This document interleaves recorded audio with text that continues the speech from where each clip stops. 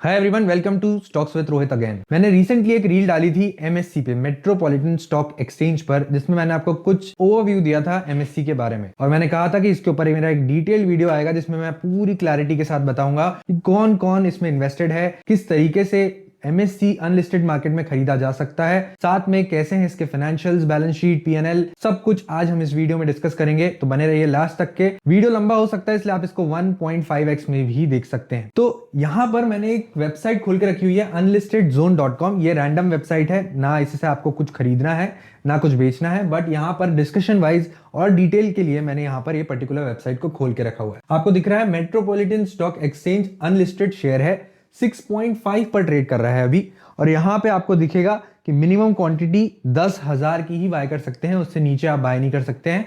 मतलब minimum investment आपका इसमें 67,500 का होगा अगर आप चाहते हैं कि आप इन्वेस्ट करना चाहते हैं। यहां पे अगर हम देखेंगे इसकी प्राइस हिस्ट्री, तो मैंने आपको जैसे कि रील में भी बताया था कि दिसंबर 24 में इसका प्राइस 12 रुपए चला गया था, जिसके बाद यहां पर कंटिन्यूसली बैड नंबर्स की वजह से दिसंबर 25 में 2.75 पर आ गया था इसका शेयर प्राइस। अब यहाँ पे कुछ बड़े दिग्गजों ने इस पर्टिकुलर शेयर में इन्वेस्ट किया है, जैसे कि मैंने आपको बताया कि जीरोधा के फाउंडर, ग्रोक के फाउंडर, शेयर इंडिया के फाउंडर, तीनों ने मिला के 238 करोड़ का यहाँ पर बाय किया हुआ है मेट्रोपॉलिटन स्टॉक एक्सचेंज।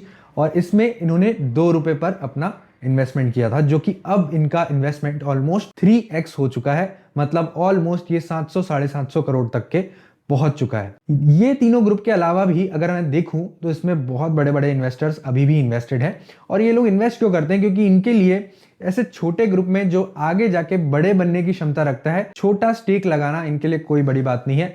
लेकिन आपको यहाँ पर रिस्क कैलकुलेट करके ही पैसे लगाने होंगे, और अगर आपको सब कुछ सही दिख रहा है तभी आपको पैसे लगाने होंगे, और आप किस टाइप के इन्वेस्टर है वो भी आपको देख के यहाँ पर पैसे लगाने होंगे।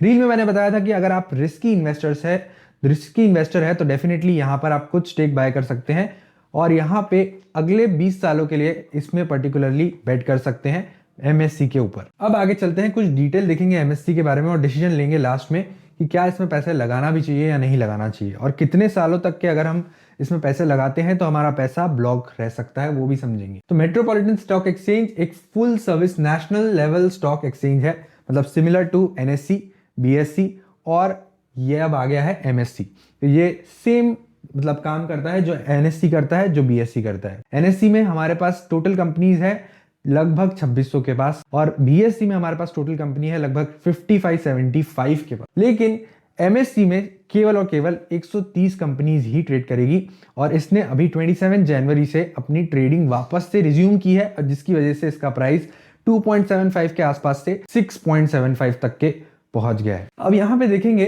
कि पर्टिकुलरली इसमें कौन कौन स्टेक होल्ड करता है। The ownership of MSEIL is diversified between corporates, bank and individual. Corporates ने भी पैसा लगाया है, बैंक्स ने भी लगाया हुआ है, और इंडिविजुअल्स ने भी लगाया हुआ है। अभी कॉर्पोरेट्स में कौन कौन आता है, बैंक्स में कौन कौन आता है, अभी हम देखेंगे। तो बैंक्स में आपको यहाँ पे state bank of India, bank of Baroda, PNB, axis bank, HDFC bank, almost बड़े बड़े सारे बैंकों ने यहाँ पे बैंक में इस पर्टिकुलर स्टॉक में पैसा लगाया है, और 23.64% का स्टेक बाय किया है। Leading corporates and institution hold 29.94%, which include Edelweiss commodity services, ILFS financial services, MCX। ये इस पर्टिकुलर इन बड़े बड़े इंस्टीट्यूशंस, कॉर्पोरेट्स ने भी यहाँ पर पैसा लगाया है। और इंडिविजुअल्स में कौन कौन आता है, तो आपके सबसे favourite investor mister Rakesh Jhunjhunwala की फैमिली ने इस पर्टिकुलर स्टॉक में यहाँ पर बेट लिया है। मिस्टर राधा कृष्ण दमानी ने यहाँ पर बेट लिया है, जो कि डीमार्ट के ओनर है, और मिस्टर निमिष शाह, और बहुत सारे ऐसे अदर्स इन्वेस्टर भी हैं जिन्होंने यहाँ पर इस पर्टिकुलर स्टॉक में बेट लिया है, जैसे कि जीरोधा के फाउंडर निखिल कामत और ग्रो के फाउंडर, शेयर इंडिया के फाउंडर, सबने यहाँ पर इस पर्टिकुलर स्टॉक में बेट लिया है। अब देखते हैं यहाँ पे कुछ की नंबर्स, फंडामेंटल्स के नंबर्स। स्टॉक ट्रेड कर रहा है 6.75 पर, और लॉट साइज रहेगा 10,000 का।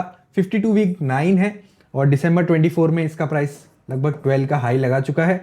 52 वीक लो 2.75 है, जो कि दिसंबर 25 में हमें देखने को मिला। डिपॉजिटरी यहाँ पर NSDL और CDSL है, मतलब अगर आप इस पर्टिकुलर 130 कंपनी में यहाँ पे शेयर बाय करेंगे तो ये शेयर आपकी डिपॉजिटरी रहेगी NSDL और CDSL। कंपनी का पैन नंबर ये है, ISIN नंबर ये है, सिन नंबर है ये, इससे हमें कोई लेना देना नहीं है। आगे चलते हैं। मार्केट कैप 7,424 करोड़ का है, मतलब ये एक ऑलमोस्ट स्मॉल कैप स्टॉक है, छोटा स्टॉक है, और यहाँ पे बड़ा बनने की ज्यादा यहाँ पे प्रोबेबिलिटी हो सकती है इन छोटे स्टॉक्स की। पीवी रेशियो यहाँ पे 18.75 का है। पी रेशियो अभी यहाँ पर एप्लीकेबल नहीं है क्योंकि कंपनी लॉस में है। आरओई भी लॉस में है। कंपनी ने अपने शेयर होल्डर्स को -8.5 का रिटर्न दिया हुआ है। फेस वैल्यू 0.36 की है और यहाँ बुक वैल्यू 0.36 की है और फेस वैल्यू यहाँ पर 1 की है, और टोटल नंबर ऑफ शेयर्स आप यहाँ पर देख सकते हैं।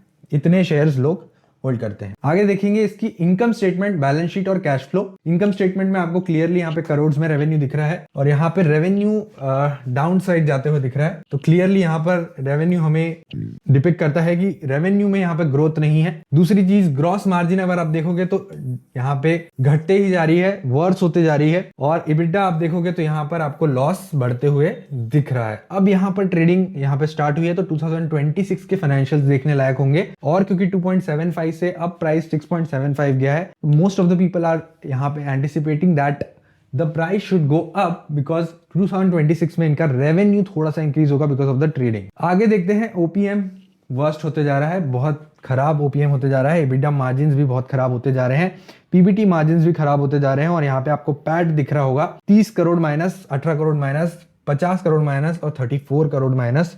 तो ऑलमोस्ट यहाँ पर इंप्रूवमेंट नहीं है इसके इनकम स्टेटमेंट में। तो एटलीस्ट बैलेंस शीट में भी यहाँ पर आपको मेजर इंप्रूवमेंट नहीं दिखेगा। और बैलेंस शीट में एक चीज देखना इंपॉर्टेंट है कि इसकी बोरोइंग्स कितनी है। बोरोइंग्स तो जीरो है, लेकिन रिजर्व्स आप देखोगे तो रिजर्व्स माइनस में है, और ऑलमोस्ट आपको यहाँ पर असेट्स देखने होंगे तो असेट्स, फिक्स असेट भी उतने नहीं है, लेकिन अदर असेट्स में कंपनी के पास बैलेंस जरूर है जिसने इसको स्टेबलाइज करके रखा हुआ है, और इन्वेस्टमेंट्स ने इसको स्टेबलाइज करके रखा हुआ है। अदरवाइज कंपनी के रिजर्व्स नेगेटिव में है। तो डेफिनेटली इनकम स्टेटमेंट और बैलेंस शीट यहाँ पर दोनों वर्स्ट पार्ट पे अभी ट्रेड कर रही है।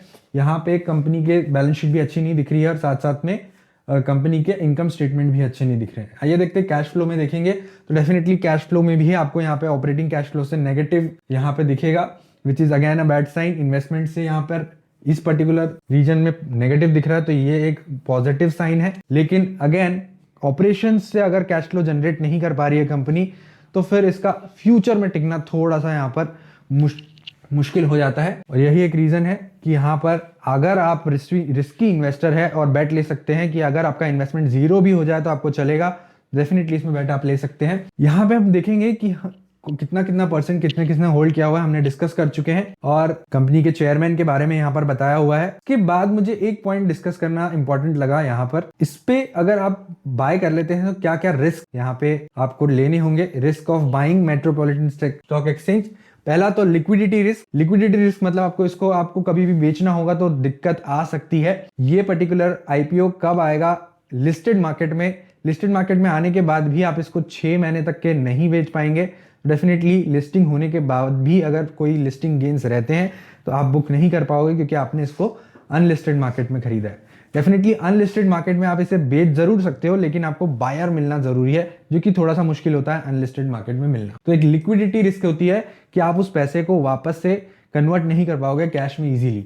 प्राइस वॉलेटिलिटी आप देख ही रहे हैं, एक साल में 12 रुपए से 2 रुपए 75 पैसे और 2 रुपए 75 पैसे से वापस 7 रुपए के पास, मतलब प्राइस वॉलेटिलिटी बनी रहेगी। Regulatory risk. अब कंपनी कंटिन्यूसली लॉस में है और सेबी के रूल्स भी टाइटन होते जा रहे हैं, तो डेफिनेटली यहाँ पर रेगुलेटरी रिस्क भी बनता रहेगा कंपनी के लिए। लिमिटेड इंफॉर्मेशन है हमारे पास, ज्यादा इंफॉर्मेशन नहीं है। कंपनी यहाँ पर अभी ट्रेडिंग स्टार्ट कर रही है, कैसी ट्रेडिंग होगी, क्या लिक्विडिटी होगा, क्या वॉल्यूम बना रहेगा, क्या किस तरीके से यहाँ पर ट्रेडिंग चलेगी, इसका कोई भी यहाँ पर इंफॉर्मेशन पब्लिकली अवेलेबल नहीं है। इसलिए कंपनी का ट्रू वैल्यू निकालना और पोटेंशियल निकालना, ग्रोथ निकालना डिफिकल्ट है। और यही है कि लोगों ने जो पैसा लगाया है वो आंख बंद करके पैसा लगाया है। अगर बढ़ता है तो ठीक है, नहीं बढ़ता है तो भी ठीक है, बिकॉज ये एनएससी और बीएससी के साथ यहाँ पर लाइन पे उसी काम में स्टार्टिंग कर रहा है। डेफिनेटली बड़ा बनने के चांसेस है जरूर, लेकिन एक रिस्क यहाँ पर बना रहेगा। No guarantee of future listing. Future में लिस्टिंग होगी नहीं होगी उसकी भी कोई गारंटी नहीं है।